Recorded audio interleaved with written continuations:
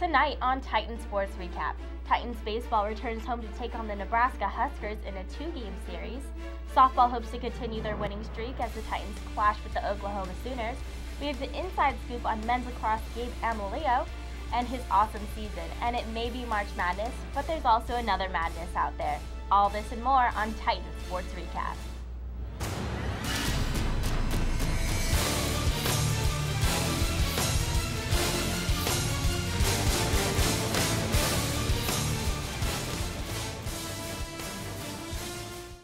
Hello, and welcome to Titan Sports Recap, bringing you the best video coverage of Cal State Fullerton athletics. I'm Kaylee Krish. And I'm Alyssa Santiago.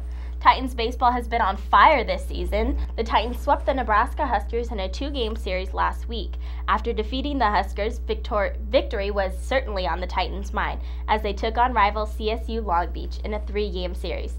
The Titans won all 3 games in this heated rivalry against the Beach, bringing their overall record to 21-3. Well, after defeating DePaul and Virginia Tech, softball stepped back onto the field to go against the Oklahoma Sooners. Vanessa LaPiccolo has the highlights. Thanks, Kaylee. After upsetting number 21 Virginia Tech, the Titans were looking to upset number 1, the Oklahoma Sooners. Let's check out the highlights. Judy Garman was in attendance while the Cal State Fullerton Titans were looking to extend their win streak to 3 games during their final game of the Judy Garman Classic against the number 1 Oklahoma Sooners and Coach Kelly Ford's alma mater. Oklahoma got on the board early with a 2-run shot by Jessica Schultz to put the Sooners up 2-0. Kailani Ricketts pitched for Oklahoma and brought her game, striking out the side in the bottom of the first. Sooners are still up 2-0. Oklahoma's bats were wide awake in the second with back-to-back bombs. Lauren Chamberlain smacked a 3-run shot followed by Georgia Casey's home run. Sooners still on top, 6-0. Things were quiet in the 3rd and 4th, that is until Ashley Carter slapped a hit to 3rd, getting the Titans their first hit on the board. Top of 5, Oklahoma's Brianna Terang hits it up the middle for a double. 1-run scores, putting the Sooners on top, 8-0. The Sooners added another run in the 5th by a walk, giving them a 9-0 lead. Going into the bottom of the inning, Cal State Fullerton Lauren Mario hits it to 2nd and is safe at 1st for the final hit in the afternoon for the Titans. The game was called early at the end of 5 innings, and the Titans fell to the Sooners 9-0. You know what? We had the same mentality. I'm so proud of the athletes. They competed.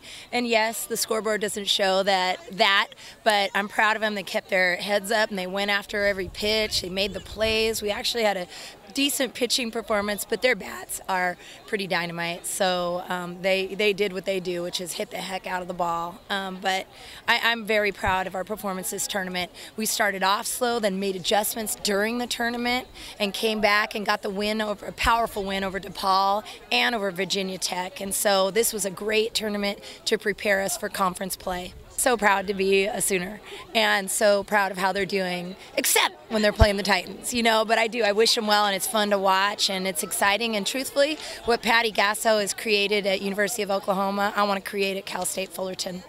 Unfortunately, the Titans couldn't keep up the momentum with a win against Virginia Tech and fell to the Oklahoma Sooners 9-0. The Titans now move into conference play and are 13-16 on the season. Reporting from Anderson Family Field, Vanessa LaPiccolo, Titan Sports Recap.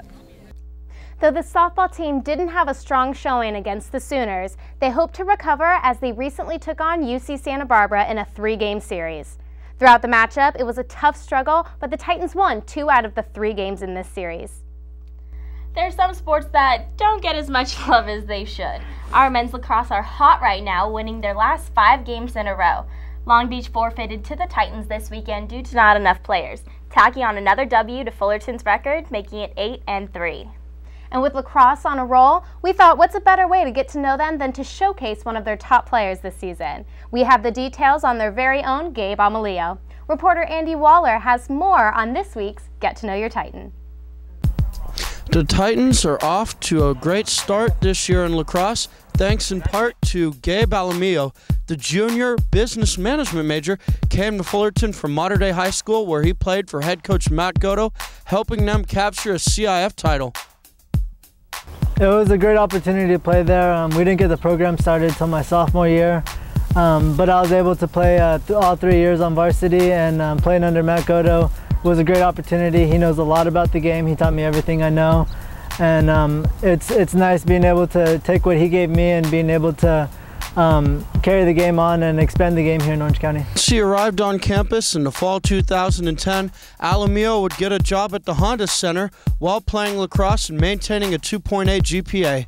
But he would also get an opportunity recently to try out for the Mexican national lacrosse team as they get set for the World Championships in Denver next summer. Mexican national lacrosse team is a new and upcoming organization that they put together a national team.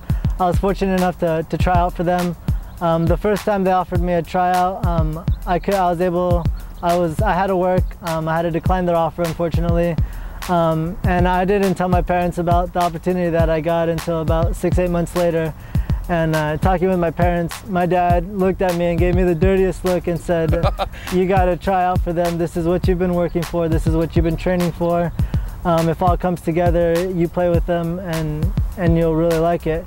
And he's pushed me toward that goal. And if I'm able to play with him and fortunate enough to play with him, then that would be a great opportunity. It's not just his team leading 19 goals that his teammates and coach appreciate the most. It's his leadership, something that they say they cannot replace on such a young team this year. So what's next for Gabe after he moves on from Cal State Fullerton? Well, he hopes to get his business management major and then continue working in the sports industry. Gabe will look to add to his team leading 19 goals, and the Titans will look to improve to 9-3 as they get set to play Southern Oregon Thursday right here. Reporting from the Cal State Fullerton Rec Fields, I'm Andy Waller. Titan Sports Recap. Women's basketball entered the Big West Conference as the number 8 seed and defeated Long Beach in the first round. They continued their run with a win over Hawaii, becoming the Cinderella story of the Big West. They would face number 1 seed Pacific in the semis. Here's the highlights. The number 8 seed Titans faced the number 1 seed Pacific Tigers in the Big West Conference semifinals. The Titans' new and improved 2-3 zone defense helped them get to this point. Early on, Pacific's Erica McKenzie beats the zone with 2 early 3-pointers to give the Tigers a 6-2 lead. Later on, with 4:15 left in the first half, up 18-13, Ashley Wakefield penetrates and dishes it out to the wide-open Kendall Rodriguez in the left corner for a trifecta to extend their lead to 8. After that possession, Titans, with the help from Kathleen Iwuha, cut the deficit down to 4 heading into the half. In the second half, Shantae Miles wasted no time as she receives a gift from Maya Olivier and drills the 3-pointer to bring the Titans within 1. With 2:45 left in the game, down 47-44, Iwuha makes a tough jump shot to cut the deficit to 1. Iwuha had 15 points and 13 rebounds in the game. With 29 seconds to go in the game, down by 3, let's listen in to Cal State Fullerton Stretch Internet Radio. Gina Johnson inbounding the ball. Gina Johnson to McKenzie. McKenzie, that's the one they don't want to foul. She's trapped now. McKenzie's still trapped, and it's going to be a steal. No, it's going to be stolen by the Titans. Olivier for the 3. Yes! Olivier ties the ball game. 17.8 seconds left. Miles, no. Rodriguez has it in the backcourt. 12 seconds left. Gina Johnson in the front court. 9 seconds left. Gina Johnson to McKenzie. McKenzie, right wing. With the 3 with 5.9 seconds left. Timeout taken by Pacific. Wow, let's look at the replay as McKenzie, with ice water running through her veins, had 25 points on 5 of 7 shooting from beyond the arc. After the timeout, the Titans did have a chance, but they couldn't convert as they needed a 3-pointer to tie the game, but Miles instead attempted a 2-pointer. Titans lost the game 54-51. Coach Marsha Foster reflected on the game during the post-game press conference. I love how we battled. I'm not a fan of the fact that we lost, but I go down any time with these young women sitting next to me and the ones that are in the locker room and my coaching staff, because my coaching staff is outstanding, had us prepared to play today. As we all know, it's March Madness, but there's something else on the rise, and it's a little bit hairy. Caitlin McGinnis has more on this story.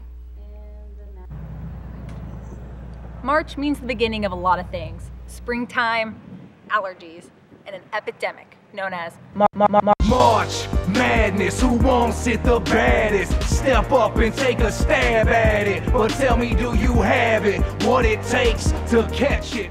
March Madness isn't just an event. It's become a tradition for thousands across America. I probably started really paying attention to college basketball in about 6th, 7th grade, like junior high. So ever since then, every year, every March, I fill out my brackets. My whole life, I love basketball. I love the Cinderella stories, everything about it. At first it was difficult because I wasn't aware of all the teams that were involved, but over time, I got more into it and started knowing what teams were good and what teams were contenders.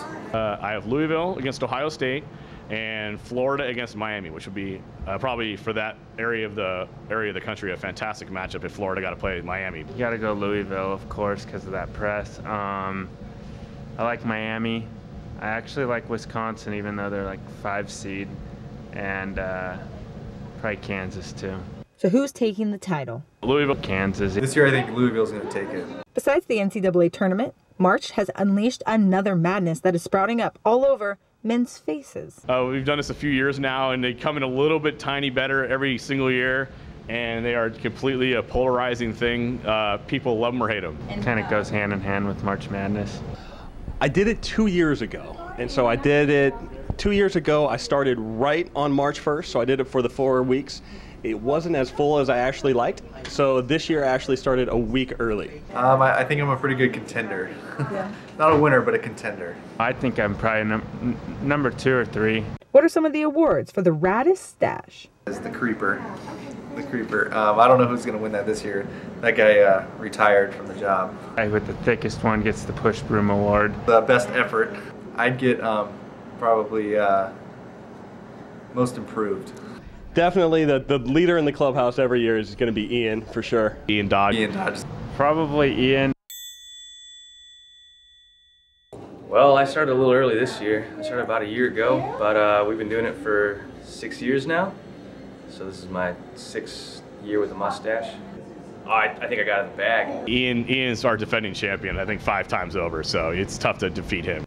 Even our very own Fullerton Titans have caught the fever of these flavor savers. How do you think you're doing?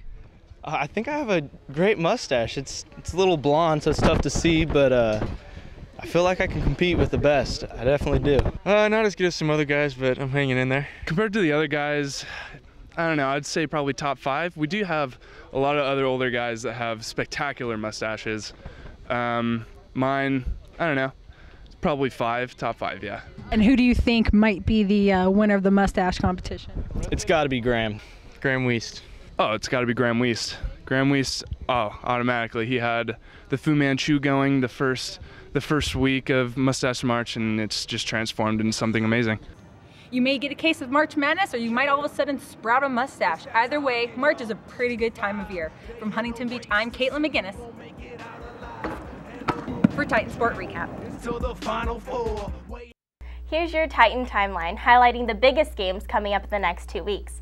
Lacrosse goes down south to take on UC San Diego on March 31st. Titans baseball hosts UC Davis for a 3-game series on April 5th and through the 7th, while softball brings back the rivalry as they take on CSU Long Beach from April 6th to the 7th. And remember, you can catch our entire video highlight library on our YouTube channel. Go to youtube.com/TitanSportsRecap. Follow us on Twitter. Our handle is @CSUF Sports Recap. And find us on our Facebook for our constant video updates. Just search for Titan Sports Recap.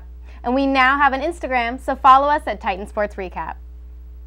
Well, that's going to do it for us. Be sure to tune in 2 weeks for more sports coverage.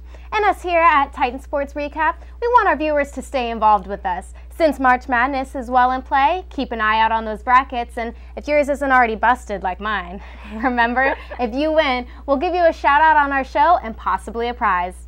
From all of us here at Titan Sports Recap, I'm Kaylee Krish. And I'm Alyssa Santiago. See you guys next time.